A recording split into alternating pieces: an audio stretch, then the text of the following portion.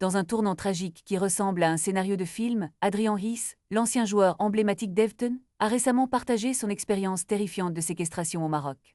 Ce qui devait être un simple entretien d'embauche pour un poste d'entraîneur en Arabie Saoudite s'est transformé en un cauchemar d'une ampleur inimaginable.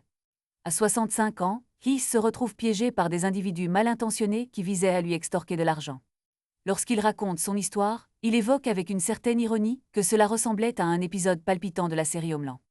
L'été dernier, un agent basé au Royaume-Uni a contacté Heath pour lui proposer ce qui semblait être une opportunité en or. Un billet d'avion pour le 17 novembre et une réservation dans un hôtel 5 étoiles ont été fournis.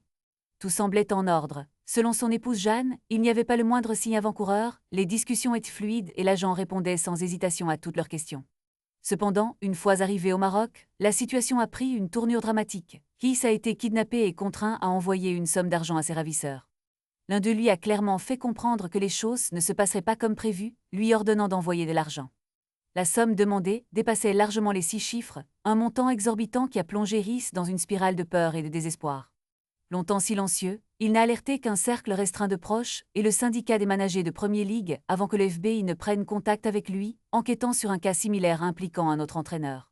Cette affaire, bien qu'irréelle, a été confirmée par la National Crime Agency britannique, qui a annoncé enquêter sur des allégations d'un faux consortium de footballeuses proposant des emplois, accompagnés de menaces de violence et d'extorsion financière. Le mystère et l'inquiétude qui entourent cette affaire continuent de croître, alors que l'enquête est toujours en cours.